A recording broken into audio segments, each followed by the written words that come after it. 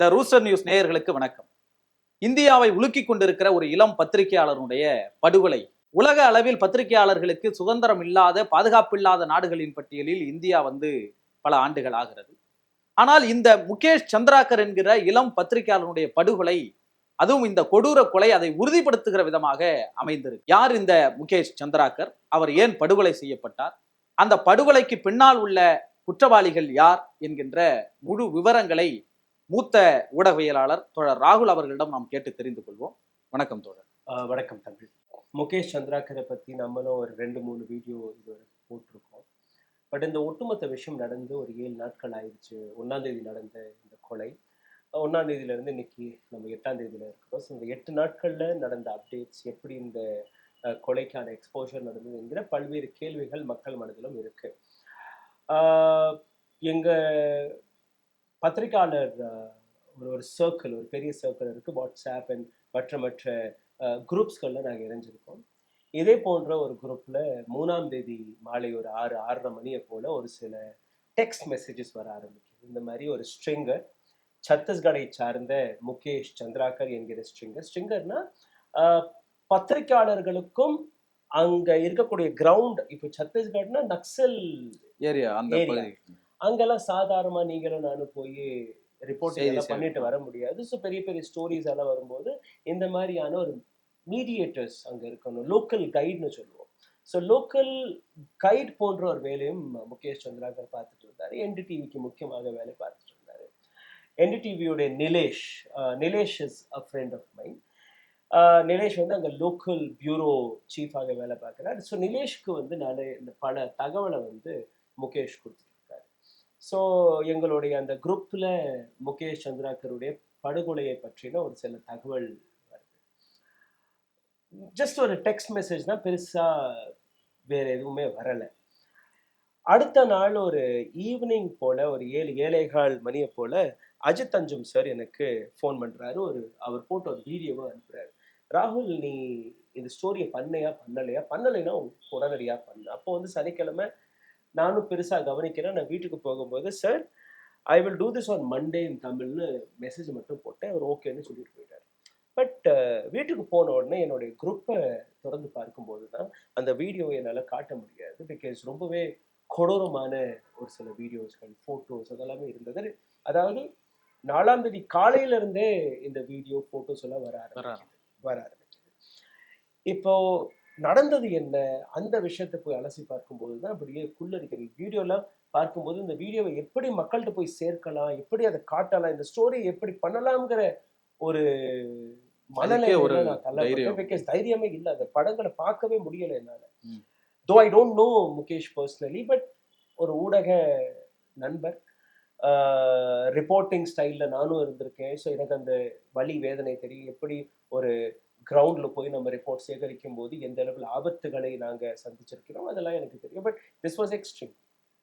ஏன்னா மிரட்டல் வரும், அடிதடியெல்லாம் நடக்கும். பட் ஒரு நபரை கொல்லக்கூடிய நிலை எப்படி ஏற்பட்டுச்சு அதெல்லாமே பார்க்கும்போது, அப்புறம் என்னுடைய மற்ற நண்பர்கள், அப்புறம் வரக்கூடிய ஊடகத்திலிருந்து வரக்கூடிய செய்திகள் எல்லாம் படித்து பார்க்கும்போது பல இன்ஃபர்மேஷன் எனக்கு கிடைக்கும். 31ஆம் தேதியே இவருடைய கொலை நடந்திருக்கணும். இன்னும் சொல்ல போனா 28ஆம் தேதியும் ஒரு அட்டம் நடந்திருக்கு. ஸோ ஃபர்ஸ்ட் இந்த 4 கேரக்டர்ஸ்களை, இது ஒரு படம், இதை நீங்க பார்க்கணும். முகேஷ் சந்திராகர் நடுவில் இருக்கிறவர். ரைட் அண்ட் லெஃப்ட்ல நீங்க பார்த்தீர்கள்னா சிஆர்பிஎஃப் ஆர்மி ஜவான்ஸ் அண்ட் அவர்களுடன் எடுக்கப்பட்ட ஒரு படம். இவங்க நக்சல்ஸ் எல்லாம் கிடையாது, எல்லாமே ஆர்மிக்காக வேலை பார்க்கக்கூடிய நபர்கள். சிஆர்பிஎஃப் 2 பேருமே அங்கே இருக்கிறாங்க. அண்ட் பஸ்தர் ஒரு இடம், நீங்க சத்தீஸ்கர் எல்லாம் நீங்க போய் பார்த்தீங்கன்னா நக்சல்ஸ் ரொம்பவே பெரிய அளவில் பாதிக்கப்பட்ட ஒரு இடம் இது. ரைட். முகேஷ் சந்திராகருடைய ட்விட்டர் பக்கம் இதை பற்றி நான் மறுபடியும் வருவேன். முகேஷை பற்றி பார்க்கறதுக்கு முன்பு இந்த 4 கேரக்டர் நீங்கள் ஃபஸ்ட்டு பார்க்கணும். நடுவில் முகேஷ் சந்திராகர் ரிப்போர்ட்டிங் செய்து கொண்டிருக்கக்கூடிய இடத்துல சுரேஷ் சந்திராகர், இவர் தான் நீங்கள் பார்த்தீங்கன்னா முகேஷ் சந்திராகருடைய கொலைக்கான மாஸ்டர் மைண்ட். இந்த நபர் தான் அங்கே இருக்கக்கூடிய ரோட் கான்ட்ராக்டர். அவருடைய தம்பி ரிதேஷ் சந்திராகருக்கும் முகேஷ் சந்திராகருக்கும் ஒரு ரொம்பவே நெருக்கமான நட்பு. ஒரே வயது, இவருக்கு ஒரு 30-32 இருக்கும், இவருக்கு ஒரு 32 வயது. இந்த ரிதேஷ் சந்திராகர் தான் ஃபோன் போட்டு முகேஷ் சந்திராகரை அந்த இடத்திற்கு வர சொன்னது. தினேஷ் சந்திராகர், சுரேஷ் சந்திராகரோட இன்னொரு தம்பி, இவருடைய பொறுப்பு என்னன்னா அந்த சடலத்தை டிஸ்போஸ் செய்யக்கூடிய விஷயம். இவர் தான் அந்த செப்டிக் டேங்க்ல அந்த பாடியை போட்டது. மகேந்திர ராம்டெக், சுரேஷோடைய சூப்பர்வைசர், இவர் தான் இந்த கொலையை செய்ததாகவும் ஒரு செய்தி வருது. ஸோ இதுதான் 4 கேரக்டர். இது ரொம்ப முக்கியமான ஒரு விஷயம், நீங்க பார்க்கணும். இதுக்கப்புறம் ஒரு சில போட்டோஸ்கள், காட்டக்கூடிய போட்டோஸ்கள் நான் காட்டுறேன். இப்போ என்ன நடக்குதுன்னா, 1ஆம் தேதி ரிதேஷ் முகேஷ்க்கு ஃபோன் பண்றாரு. Because they both were friends. Phone பண்ணிட்டு, இந்த மாதிரி நியூ இயர் பார்ட்டி நான் வச்சிருக்கேன், நீ ஏன் என் வீட்டுக்கு வர மாட்டேங்கிற. 31ஆம் தேதி நைட்டு போகக்கூடிய முகேஷ், இல்லை எனக்கு வேலை இருக்கு அப்படி இப்படின்னு மழுப்பிட்டாரு. அடுத்த நாள் ஏன்னா பிரச்சனை இருக்கு, சுரேஷ் முன்னாடியே ஒரு அட்டெம்ப்ட் நடந்திருக்கு, பிரச்சனை இருக்கு. பட் நண்பர் கூப்பிடுறாரு, அதனால 1ஆம் தேதி தடுக்க முடியாம போயிட்டார். ஒரு 6 மணி இருக்கும் கடைசியா அவருடைய அண்ணன் யோகேஷ் வந்து அவருக்கு அன்னைக்கு ஏதோ உடல்நிலை சரியா இல்லை, நான் கொஞ்சம் சீக்கிரமாக தூங்க போறேன், நீ என்ன பண்ண போறேன்னா, இல்ல எனக்கு ஒரு சின்ன சின்ன வேலை இருக்குன்னு அவர் கிளம்பிட்டார். அடுத்த நாள் காலையில 2ஆம் தேதி யோகேஷோடைய வீடு முகேஷோட வீடு எதிரமா இருக்கு. முகேஷ் வந்து வாடகையில இருக்கிறாரு, யோகேஷ் வந்து சொந்த வீட்டுல இருக்கிறாரு. அம்மா அப்பா 2 பேருமே இல்லை, இறந்துட்டாங்க, தனித்தனியா இருக்கிறாங்க. 2 பேருமே ஜேர்னலிஸ்ட். இப்ப காலையில அண்ணன் வந்து தம்பி நேற்று எங்கேயோ போயிட்டு வரோம்னு சொன்னாரு. என்ன போய் பாக்குறாரு, காலையில 6-6:30 மணியை போல. யோகேஷ் வீட்டுல இல்லை, ஒரு சாதாரணமான விஷயம் தானே, ஏதோ காலையில எழுந்திரிச்சு போயிருப்பா அப்படின்னு விட்டுட்டாரு. அப்புறம் ஒரு 9-9:30 மணியை போல அவர் தன்னுடைய வேலைக்கு போயிட்டாரு. ஒரு 10-10:30 போல முகேஷ்க்கு ஃபோன் பண்றாரு. முகேஷோட ஃபோன் ஸ்விட்ச் ஆஃப்ல இருக்கு. அதுவும் ஒரு சாதாரணமான விஷயம் தான். பிகாஸ் நக்சலைட் ஏரியா, அங்க இருக்கக்கூடிய காட்டுப்பகுதியில ரிப்போர்ட்டிங்க்கு நீங்க அடிக்கடி போவீங்க, அங்கெல்லாம் சிக்னல் எல்லாம் வராது. ஸோ சிக்னல் எல்லாம் வராதுன்னா சரி, அதுவும் ஒரு பெரிய விஷயம் இல்லை. பட் மதியத்திற்கு மேல கூட இவருடைய ஃபோன் ஆன் ஆகலை, ஆக்டிவேட் ஆகலை. ஸோ அவர் என்ன பண்றாருன்னா, ஒரு பதற்றத்துல மற்ற பல நபர்களுக்கு ஃபோன் பண்ண ஆரம்பிக்கிறாரு. முகேஷோட நண்பர்களுக்கு ஃபோன் பண்றாரு. யாருக்குமே தெரியலன்னு சொல்லும்போது கடைசியா தான் ஒரு நிலேஷ், என்டிடிவியோடைய பியூரோ ஹெட், பஸ்தர்ங்கிற இடத்துல இருக்கக்கூடிய பியூரோ ஹெட், அவருக்கு ஃபோன் பண்றாரு. இந்த மாதிரி நேற்று ஒரு 6-6:30 மணி இருக்கும், முகேஷ் எனக்கு ஃபோன் பண்ணாப்புல ஏதோ ஒரு விஷயத்துக்கு, நான் இந்த மாதிரி ரிதேஷை மீட் பண்ண அவங்களோட வீட்டுக்கு போறதுன்னு சொல்லியிருக்காரு, நீ வேணா ஒரு வாட்டி அங்க போய் பாரு. அங்க போய் பார்க்கும்போது யாருமே கிடையாது, வீட்டுல ஆட்கள் இல்லை, வீட்லயே யாரும் இல்லை. இப்ப மறுபடியும் நிலேஷ் ஃபோன் பண்ணி, என்ன பார்த்தியா, கிடைச்சாரா, வந்துட்டாரா அப்படின்னு கேட்கும்போது, இல்லை இன்னும் நான் தேடிட்டு தான் இருக்கேன் தம்பிய. ஒன்று செய்ய, நீ நேரடியா பிரச்சனை ஏற்கனவே இருந்தது, நீ ஒரு போலீஸ் கம்ப்ளைண்ட் கொடுத்துரு, மிஸ்ஸிங் போலீஸ் கம்ப்ளைண்ட் கொடுத்துரு. உடனடியாக இவர் அங்கே போய் ஒரு மிஸ்ஸிங் போலீஸ் கம்ப்ளைண்ட் கொடுக்குறாரு. லோக்கல் ஜேர்னலிஸ்ட் எல்லாமே அங்கே கூட ஆரம்பிக்கிறாங்க.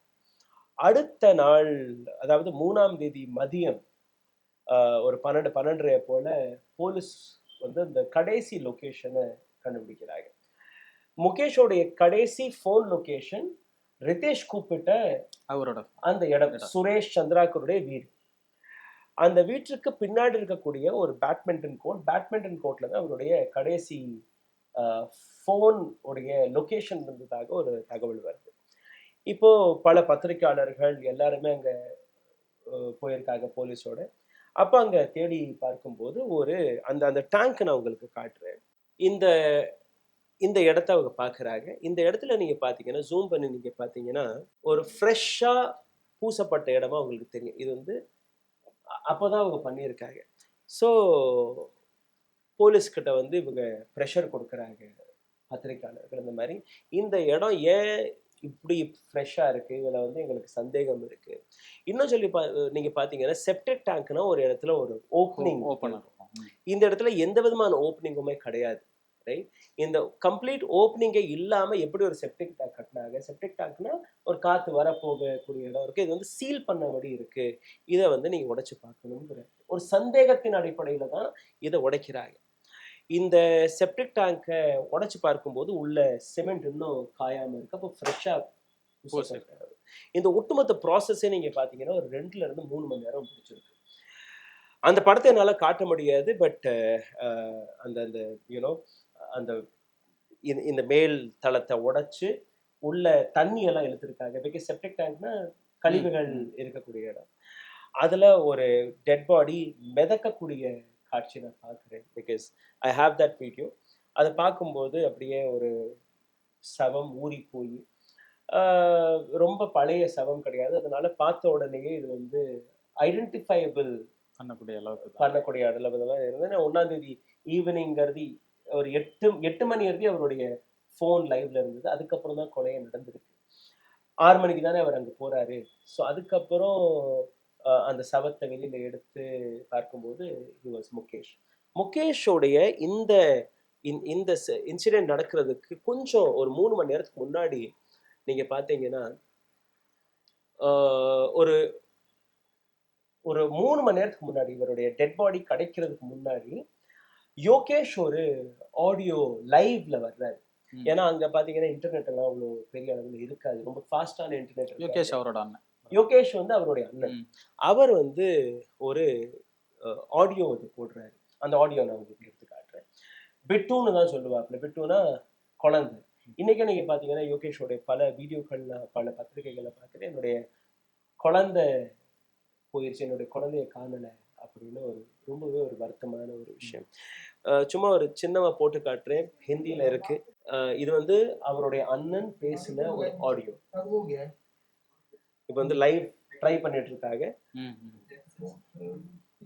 இன்னும் கனெக்டே ஆகலை பாருங்க. ஸோ அந்த அளவில் அங்கே இருக்கக்கூடிய பத்திரிகையாளர்கள் அவ்வளோ பேசிக் இன்ஃப்ராஸ்ட்ரக்சர், பேசிக் இதை வச்சு கூட அவங்க வந்து தன்னோட வேலையை பார்க்குறாங்க. हम सब लोग नए साल का जश्न मना रहे थे. उस शाम से मेरा भाई लापता है.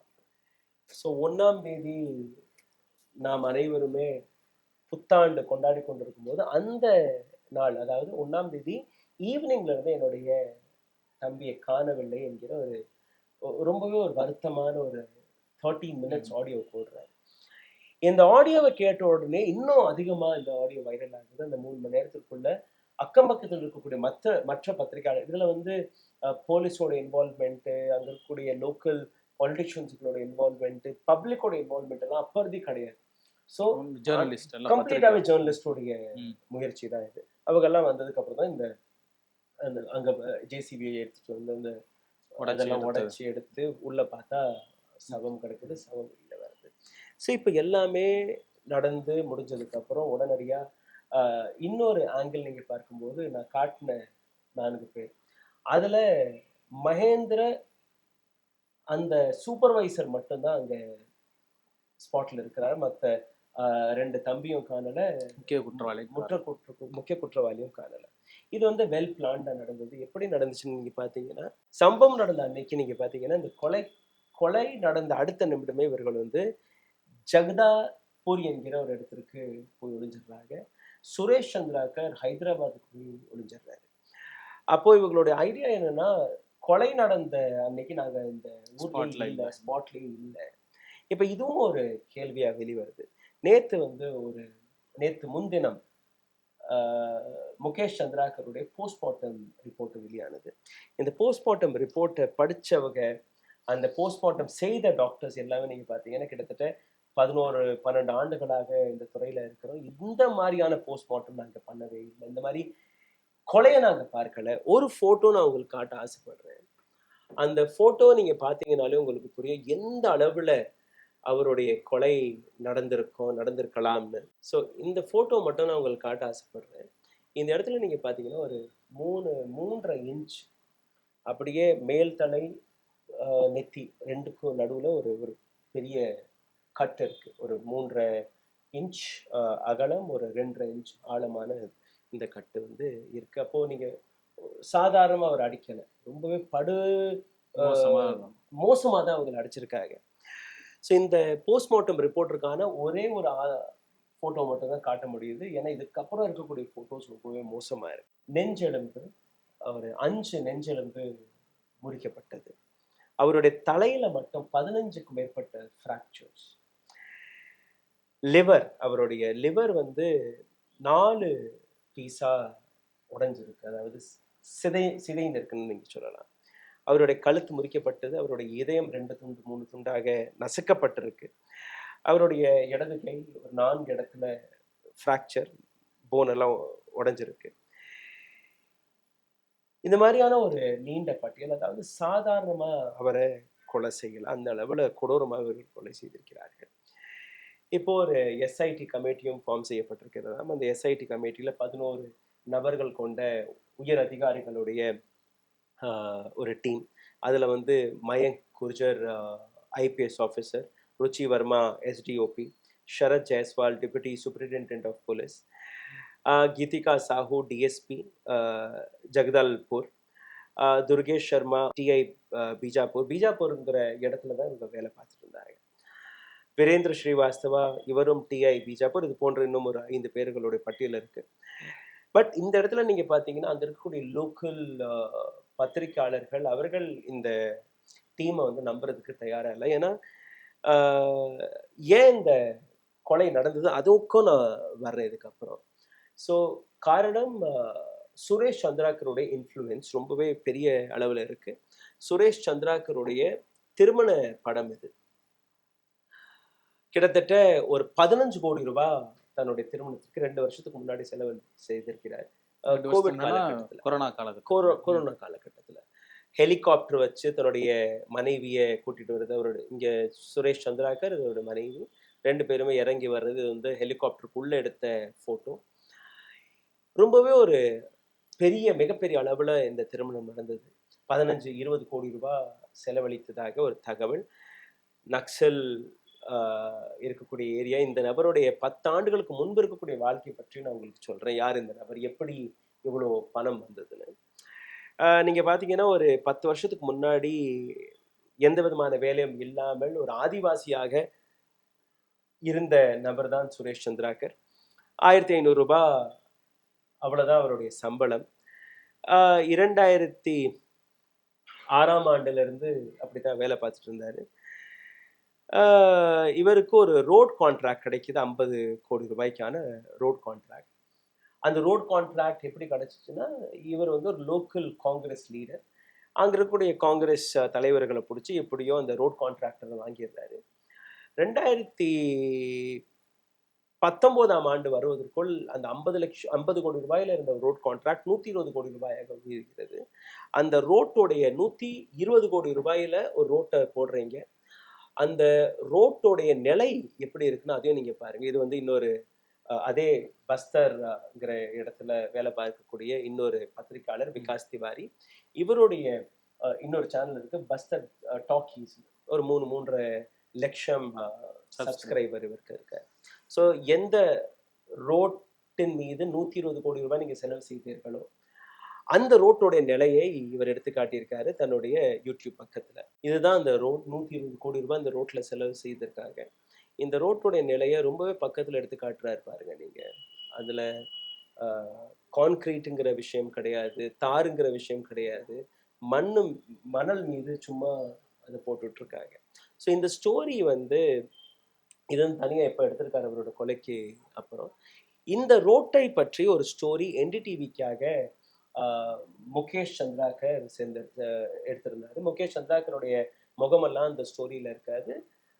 டெல்லியில இருந்து ஒரு என்டிடிவி ஆங்கர் அங்க போய் இந்த ஸ்டோரி ஸ்ட்ரிங்கர்களை வந்து பெரிய அளவுல பெரிய சேனல்ஸ் காட்ட மாட்டாங்க. அவங்களுடைய வேலை வந்து ஒரு கைடு மாதிரி இருக்கிறது தான். பட் ஸ்டோரி வந்து முகேஷ் சந்திராகருடைய ஸ்டோரி. இந்த ஸ்டோரி வெளியில வந்ததுக்கு அப்புறம் நீங்க பாத்தீங்கன்னா, என்டிடிவில வெளியில வந்ததுக்கு அப்புறம் அங்க இருக்கக்கூடிய கலெக்டர் சுரேஷ் சந்திராகரை கூப்பிட்டு வச்சு இந்த மாதிரி கம்ப்ளீட்டா அந்த ரோட்டை வந்து நீ பேத்தெடுக்கணும், புதுசா அந்த ரோட்டை போடணும்னு சொல்லும்போது தான் இந்த கோபம் அங்க வருது. என்னுடைய சுரேஷ் சந்திராகர் அண்ட் கொலை செய்யப்பட்ட முகேஷ் சந்திராகர் ஒரே கிராமத்தை சார்ந்த நபர்கள், சொந்தக்காரர்கள். என்னோட சொந்தக்காரலா இருந்து கூட என்னை போட்டு கொடுத்துட்டானே, இவ்வளோ எனக்கு நஷ்டம் ஏற்பட்டுருச்சே அப்படிங்கிற ஒரு கோபத்துல அந்த நபர் இருந்திருக்காரு. அந்த ரோட்டை பாருங்க நீங்க, எப்படி 120 கோடி ரூபாய் செலவு செஞ்சு கட்டப்பட்ட ரோடு மாதிரி அது இருக்கு. சரி, எனிவேஸ். ஸோ இந்த ரிப்போர்ட் ஸ்டோரி வெளியில வந்ததுக்கு அப்புறம் தான் இந்த நபரை வந்து சும்மா விடக்கூடாது. ஏன்னா பல இடங்கள்ல இந்த நபர் வந்து பிரச்சனை பண்ணிட்டு இருக்காரு. என்னோட திருமணத்திற்கான அந்த போட்டோக்கள் கூட சோசியல் மீடியா வழியாக வெளிவிட்ட நபர் யாருன்னா முகேஷ் சந்திராக்கருங்கிற ஒரு கோபம் இருந்து இது வந்து 2வது. ஸோ முகேஷ் சந்திராக்கருடைய இந்த ஸ்டோரி அவருடைய கொலைக்கு காரணமாக மாறியது. இது வந்து ஒட்டுமொத்த இந்தியாவில் இருக்கக்கூடிய பத்திரிகையாளர்கள், இந்தியாவில் இருக்கக்கூடிய ஜேர்னலிஸ்ட்களுக்கே ஒரு எந்த அளவில் ஆபத்தில் நாங்கள் வேலை பார்க்குறோங்கிற விஷயத்தை அவங்க எடுத்து வைக்கிறாங்க. முகேஷ் சந்திராக்கருடைய இன்னும் ஒரு சில ஸ்டோரிகள் இருக்கு. எப்படின்னு நீங்க பார்த்தீங்கன்னா, பூபேஷ் பஹேல், அதாவது காங்கிரஸ் காலகட்டத்தில் அங்கே இருக்கக்கூடிய பள்ளிக்கூடங்களை அப்டேட் செய்வதற்கான ஒரு பாலிசி கொண்டு வரப்பட்டது. அதை பற்றியும் நாங்களே அந்த வீடியோவை நாங்கள் போட்டிருக்கோம். நேற்று முன்தினம் நம்ம போட்டிருந்தோம். ஸோ முகேஷ் சந்திராக்கருடைய அந்த ஒர்க்கிங் ஸ்டைலில் நீங்கள் பார்த்தீங்கன்னா இது ஒரு ரோல். இதுதான் அந்த 120 கோடி ரூபாய். ஆமாம், இவர் தான் முகேஷ் சந்திராக்கர். ஸோ கிரவுண்டில் இறங்கி ரொம்பவே யூனோ கிரவுண்ட் ரியாலிட்டியை எடுத்து காட்டக்கூடிய ஒரு தைரியமான பத்திரிகையாளரை நீங்கள் பார்க்கலாம். இது அந்த ஸ்கூல் நான் சொன்ன பூபேஷ் பஹேல் கொண்டு வந்த ஸ்கூலுக்கு வெளியில் பார்த்தீங்கன்னா ஒரு தெப்பக்குளம் மாதிரி இருக்குது. ஸோ எப்படி எவ்வளோ நீங்கள் செலவு பண்ணீங்க, எப்படி இந்த ஸ்கூலுடைய நிலை இப்படி இருக்குங்கிற ஒரு கிரவுண்ட் ரியாலிட்டி அவர் எடுத்து காட்டுறாரு. ஸோ முகேஷ் சந்திராக்கருடைய ரொம்பவே பியூட்டிஃபுல்லான ஸ்டோரிஸ் அவருடைய பேஜில் நீங்கள் போய் பார்க்கலாம். அங்கே இருக்கக்கூடிய லோக்கல் பிரச்சனைகளை, இது வந்து இன்னொரு ஸ்டோரி. இது வந்து பனை மரங்களை வைத்து ஒரு பாலம் மாதிரி தெரியும் உங்களுக்கு பாருங்க இந்த ரோட்லேயே. இது வந்து 2 துண்டா ரோடு கிடக்கு. அந்த சைடு ஒரு துண்டு, இந்த சைடு ஒரு துண்டு. இந்த இடத்துல ஒரு பாலம் வரணும். பாலத்துக்கான பணம் வாங்கிட்டாங்க. பாலம் கட்டப்பட்டதாக, ரோடு போட்டதாக பணம் வாங்கப்பட்டது. அந்த இடத்துல நீங்க பாத்தீங்கன்னா மழை நீர் வெளியில போறதுக்கு ஒரு சும்மா ஒரு டியூப் மாதிரி, கனால் மாதிரி கட் பண்ணி விட்டுட்டாங்க, அவ்வளவுதான். ஸோ இது எல்லாம் இந்த மாதிரியான லோக்கல் இஷ்யூஸ்களை கவர் செய்த முகேஷ் சந்திராக்கர். இன்னொரு இன்ட்ரெஸ்டிங்கான ஃபேக்டர் இவருடைய ட்விட்டர் பக்கத்திலேயே இருக்கு. இது வந்து அவருடைய ட்விட்டர் பக்கம். ட்விட்டர் பக்கத்தில் எத்தனையோ 2021 இருந்து பின் பண்ணி வச்சிருக்காரு இந்த வீடியோவை. இது வந்து அவருடைய ரொம்ப பெரிய சக்சஸ்ஃபுல்லான ஒரு ஸ்டோரி. சிஆர்பிஎஃப் உடைய ஒரு சில இராணுவ வீரர்களை அங்கே இருக்கக்கூடிய நக்சலைட்ஸ் கிட்னாப் பண்ணி வச்சிருந்தாங்க. அந்த இதில் முகேஷ் சந்திராக்கர் போன்ற இன்னும் ஒரு சில பத்திரிகையாளர்கள் எல்லாருமே சேர்ந்து நக்சலைட்ஸ் இருக்கக்கூடிய இடத்துக்கு போய் அங்கிருந்து இராணுவ வீரர்களை மீட்டெடுத்து கூட்டி வந்த காட்சியானது. இது வந்து முகேஷ் சந்திராக்கர். இது வந்து இன்னும் கொஞ்சம் பெருசா நான் உங்களுக்கு எடுத்து காட்டுறேன். இது வந்து முகேஷ் சந்திராக்கர். அவருக்கு பின்னாடி இருக்கக்கூடிய நபர் தான் சிஆர்பிஎஃப் ஆஃபீஸர். பின்னாடி இன்னும் ஒரு சில மீடியேட்டர்ஸ் அங்கே போயிருந்திருக்காங்க. இது வந்து முகேஷ் சந்திராக்கர் எவ்வளவு தைரியமா அவர் கூட்டிட்டு வந்தாருங்கிற ஒரு ஸ்டோரி. இதை பத்தி பூபேஷ் பஹேலே இவருடைய மரணத்துக்கு அப்புறம் தன்னுடைய ட்வீட்ல பகிர்ந்திருந்தாரு. சரியா? இன்னொரு ஆங்கிளை நான் உங்களுக்கு காட்டுறேன். என்னைக்கு இது வந்து 1ஆம் தேதி கொலை நடந்த அதே நாள் சுரேஷ் சந்திராக்கரை பற்றின ஒரு டீட்டெயில்டான அவரை பாராட்டி அங்க இருக்கக்கூடிய दैनिक भास्कर, பஸ்தர் दैनिक भास्कर ஒரு பெய்ட் அட்வர்டைஸ்மெண்ட் தான் இருக்கும். பணம் கொடுத்து தன்னை பற்றி புகழ்ந்து ஒரு சில ஆர்டிக்கல் எழுதியவர். இந்த அளவுல சொசைட்டிக்கு இவர் உதவி செஞ்சுட்டு இருக்காரு. மற்ற விஷயங்களை வந்து எடுத்துக்காட்டக்கூடிய அவருடைய மனைவியுடன் படம் இருக்கு. அவருடைய எக்ஸிபிஷன், பரிசு வாங்குறது, எங்கெல்லாம் அவர் வந்து வரவேற்கிறாங்க. ஸோ ஒரு 1500 ரூபாய் வாங்கிட்டு இருந்த ஒரு எடுபொடி வேலை பார்த்து கொண்டிருந்த ஒரு நபர் எப்படி 150 கோடி ரூபாய் சொத்துக்கள் இருக்கக்கூடிய நபராக மாறுறாருன்னு நீங்க பாத்தீங்கன்னா, அதுக்கான ஒரு சில படங்களை நான் எடுத்து வச்சிருக்கேன். இவர் வந்து சத்தீஸ்கர்ல இருக்கக்கூடிய காங்கிரஸ் தலைவராக இருக்கிறார். छत्तीसगढ़ प्रदेश कांग्रेस कमेटी के प्रदेश अध्यक्ष एवं सांसद बस्तर माननीय श्री दीपक बेज. இவர் வந்து அங்க இருக்கக்கூடிய எம்எல்ஏ, காங்கிரஸ் எம்எல்ஏ. இவருடன் மீட் பண்ண ஒரு படம். இதுக்கப்புறம் நீங்க பாத்தீங்கன்னா ஒரு லோக்கல் ஒரு மேடை போடுறத, ஒரு மீட்டிங் எல்லாம் அமைக்கும் போது மகாராஷ்டிரா தேர்தலும் போது இவருக்கு பொறுப்பும் கொடுக்கப்பட்டது காங்கிரஸ் வழியா. இதுல பாத்தீங்கன்னா பிரியங்கா காந்தி, ராகுல் காந்தி எல்லாருடைய படம் எல்லாம் போட்டு பூபேஷ் பஹேலுடைய படம் இருக்கு. இவர் தன்னை ஒரு காங்கிரஸ் லீடரா தான் ப்ரொஜெக்ட் பண்ணியிருக்காரு. ரெண்டாவது officially he is a Congress member. காங்கிரஸோட லெட்டர் ஹெட்ல அவருடைய பேர் இருக்கிறது எல்லாமே இருக்கு.